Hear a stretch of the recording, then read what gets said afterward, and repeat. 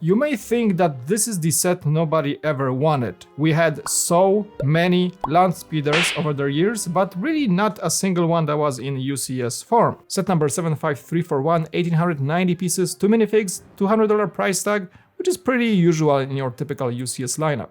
Now let me tell you this. This set will be most likely the most forgotten UCS set that's actually one of the best ones.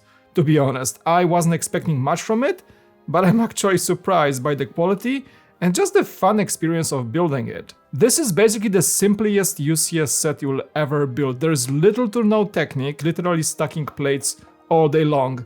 And I liked it. I actually enjoyed it because it was so simple and so refreshing after all the complex LEGO sets lately. The manual is your typical UCS manual with a few nicely edited pages of the lore of the Landspeeder. Cesar Soares is the designer behind this set, gives you a nice word about it as well. And you can also see shots of different Landspeeder models that were used in the movies. I had the pleasure to see one of the Landspeeder models used in the movies in the Peterson Automotive Museum in LA, and I can tell you that this is basically a tiny car, and the set feels quite big even compared to that scale. Now the reason is I feel that the nose of the set is too long and too beefy, but I think in my perspective that just was the decision by LEGO to make it a little more of a grandeur set, because the real thing used in the movies is not grandeur at all. And I think that's where the meme comes in, because nobody expected this tiny little ship to be anything more than your play scale set, which is actually most cases minifigure scale. So why did they make the whole big thing? Well, because they can, and in my personal answer is that to just make that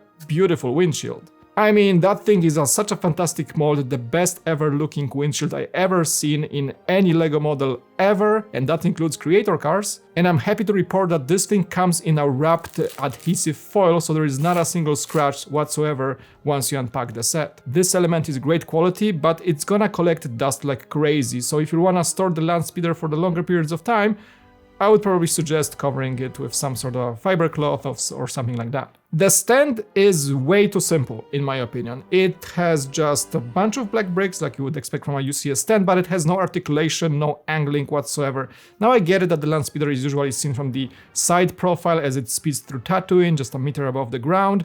But you know, even though that shot is so iconic, there's so much going on in the top of the Landspeeder that I would really like to see some sort of angling here, so we can at least create some sort of a nicer display angle. The plug doesn't seem to have any mistakes, which is nice. LEGO has been making some mistakes in UCS plugs, and I like the last line: 1 driver, 1 passenger, up to 2 droids, and 5 kilograms of cargo. These are the droids you're looking for, by the way. Out of the 2 famous droids, we only have one in this set. C-3PO has a really nice printing all over the place, and a special dual molded leg to showcase that silver, of course. This is the most detailed C-3PO I have ever seen, and I like the addition of this guy in this set, so it's gonna be a good incentive for many collectors to have.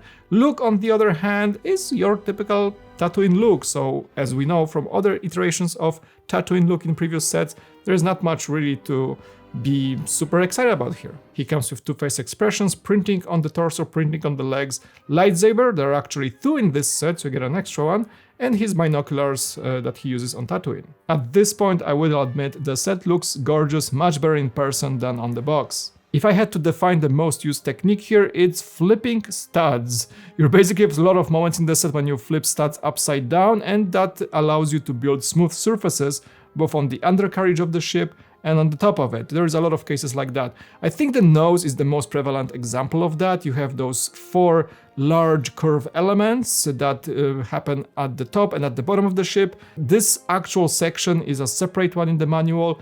It's pretty elaborate build, I gotta tell you that. There's a lot of fun going on there, and it's just enjoyable. Of course, you can't miss those flexi tubes. You are using 10 of them, 5 on each side. They're basically squeezed into their track, held by just pure pressure tension.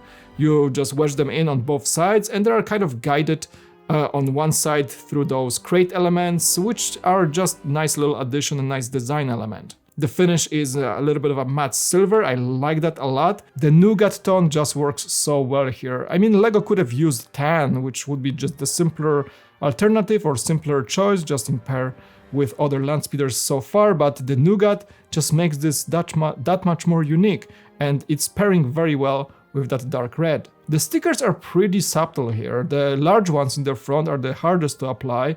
You have that blaster shot damage in there, so that's pretty accurate. There's some stickers on the sides as well, and sticker for the console inside the cockpit, some stickers for detailing of the engines, but that's pretty much it. There's a nice little gribbling area in the front, that's a nice little touch, and overall, as we are looking at the top of the ship, you can see kind of the ratio between studded and non-studded areas. So there are a little bit less studs in the front, more usage of tiles, and more, actually quite significantly more studs in the back, which makes it look more like a Lego set. And overall, I really like just the tile usage to accent some of the lines of the design. The interior is a nice, elegant burgundy, or dark red if you will. There's nothing there really, two brick-built seats, a console sticker, a stick shifter, remember? That was basically a small car converted into Landspeeder.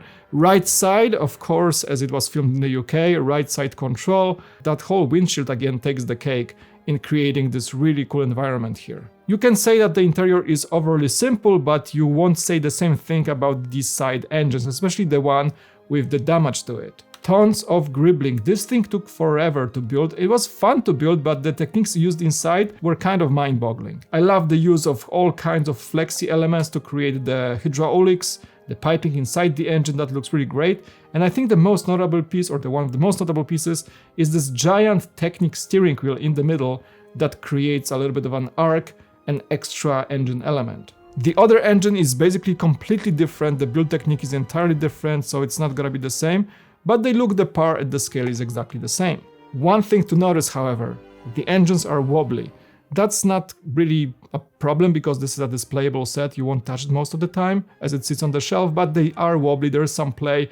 The connection points are a little bit different on both sides, so one is more Technic pins, the other one is using actually lightsaber elements stuck into open studs, so that makes a little bit of a play on both sides, which is kind of, yeah, might be a disadvantage for people who are really picky about this stuff. Same for the top engine, this thing wholly wobbles because of the vertical stabilizer connection design, so that's not really the best way to go about it, but it just gives you the best look, I feel, on how they made it. Also notice that even though the angle for the rear plates is really good, they tend to fall off easily. There's just two snappy connection points in there, so if you bump into the back of the speeder, most likely you will be able to remove those pieces far too easily.